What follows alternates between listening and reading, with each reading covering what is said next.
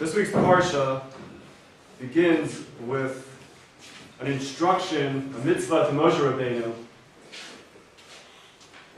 to instruct the Jewish people that they should bring to him the ingredients necessary for the shemen, the oil,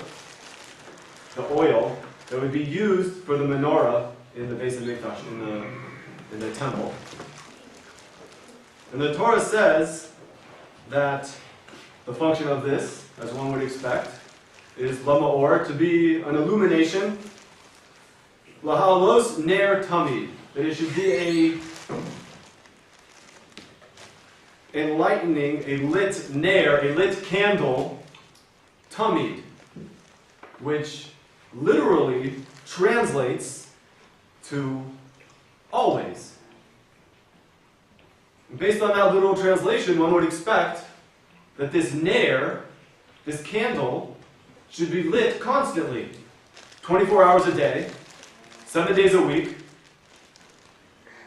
365 days a year. That is the literal meaning of tamid, as always. However, Rashi says that that's not the case. And that the menorah, the lamp, this candle in the Beis Hamikdash, in the Mishkan, actually at this time, was only lit at night. Rashi says, Kol laila v'laila karui tamid. When something is done, even just every night, that still is called tamid. Still considered as being always. Which causes us to think a little bit, because that is not the literal translation of the word tamid. I mean, true, every night would be consistent, something happening on a regular basis, one could say that is consistent, but tamid, again, in its literal sense, means always, and just happening, an occurrence which only happens at night, is something which I would like to propose is not always. So, my Rosh Hashiva once said a very interesting idea, which I think brings these two meanings together. Both what is said in the pasuk, what is said in the verse, and what Rashi says. But the two can actually coexist. And that is that this ner, this candle, right, it was the job of the Kohanim, working in the Mishkan, working in the temple. It was their job to see that it would be lit every night. That means that their whole daily schedule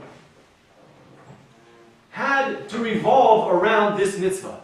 They had to make sure that whatever they were doing during their day, that there would be time for them to see that the mitzvah of lighting the menorah at night would be done. So whatever they were doing in the morning, in the afternoon, or towards the evening, they had to keep that point of time in mind, and it therefore permeated throughout their entire schedule of the day. And from this, we see that even by us, right, there's a mitzvah of Talmud Torah. And as it says in Sefer Yoshua, in the book of Joshua, V'yigisa bo yomam v'layla. We're supposed to be engaged in Torah study, yomam v'layla, day and night, tamid, always. But for some people, they're not able to do that. Does that take them out of the idea? Does that take them out of the mitzvah of always being engaged in it? But we see from this that not necessarily. Because if one's daily schedule revolves around that hour a day that he has set aside for learning, right? As we know, we're supposed to be kovei eating the Torah, we're supposed to have set times during our day which are for learning, right? Which means that nothing else gets in. That hour, during that point of the day, that time of the day, is set aside for learning, and no matter what clients call, what appointments come across the way, no matter what, it's known that that time cannot be interfered with. if one's daily schedule is set around like that, then he also is recognized as somebody who's being constantly involved in the mitzvah of Talmud Torah. And Chazal say, the sages say in another place, Asay Torascha keva, you should make your Torah learning keva, which means fixed, permanent, anchored. Umalachtecha arai, and your work should be a variable. Your Torah should be the constant. Everything else, your work, your business, whatever it is, that should be a variable. That's what you should be flexible with. That's what molds around that time which you have set aside for Torah study. And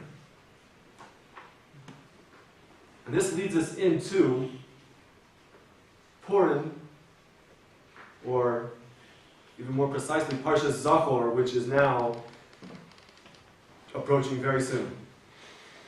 Because by Amalek, in Parshas Zachor we're going to read, that we're supposed to remember that which Amalek did to us. And the Torah highlights exactly what it was that they did. And it uses the following expression, Asher koracha baderech.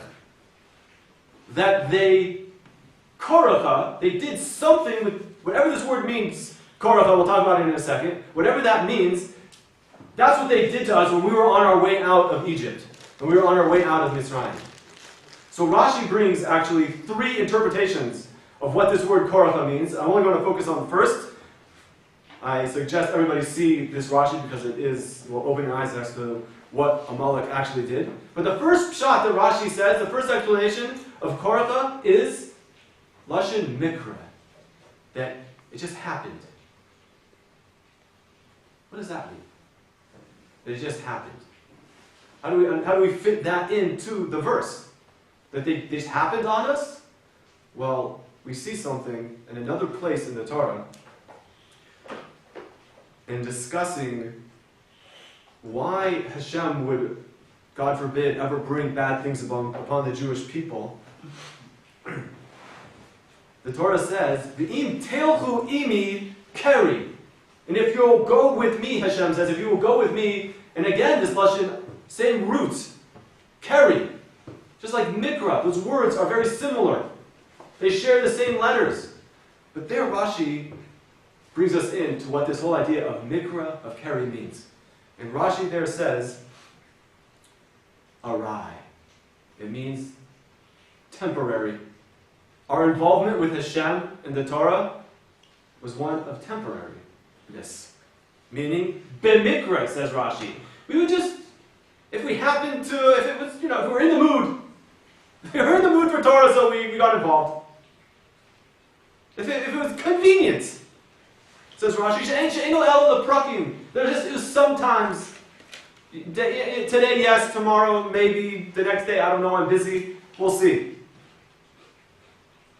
Kain teilchu arai the mitzvah, says Rashi. So too we will go arai, we will go with this casual, temporary manner regarding the mitzvahs. That, if we plug that back into Parshas Zachor, that's how Amalek actually got to us. That's what made us vulnerable. This casual attitude to Torahs and mitzvahs. Today, we'll see. If it's convenient, if I happen to get to it. Right? But that's not the attitude that the Torah prescribes for us. Again, Asay Torascha keva. Our Torah is supposed to be fixed, a constant. Umalachtecha arai, and everything else, our work, whatever it be, that's supposed to be the variable in our lives. I'd just like to close with a final idea that I heard from a good friend of mine, Chavrusa. His name is Matt Gleicher. He told me, why is it that we're supposed to have this kind of approach to Torah learning? And he said, well, think about it. Think about it like Shabbos. Imagine if you kept Shabbos this week completely, and then the next week you didn't keep Shabbos. Or imagine even if you kept 3 Shabbosim in a row. Right? You would start to feel what Shabbos is all about. But if you did it, for what, the 4th Shabbos you didn't keep it, the whole experience would deteriorate. It's the same exact idea with Torah. With Torah, it cannot be One day yes, one day no, sometimes. It has to be a consistent, and we must be persistent with it in order for us to really connect with the energy of the Torah. And I will close with the bracha, the blessing, that we should all be able to really have the strength to make the Torah something that is keva in our lives. Something that is fixed, it's a constant, it's an anchor for us. Whether it be on a daily basis, whether it be on a weekly basis, we have that time which nobody or nothing can interfere with it. And we see from this that this ultimately is what will protect us from our enemies. Because this, our lack of this, is what made us vulnerable to Amalek. But by strengthening ourselves in Torah, we thereby strengthen ourselves, and Hashem takes care of us to make sure that we are protected. Amen.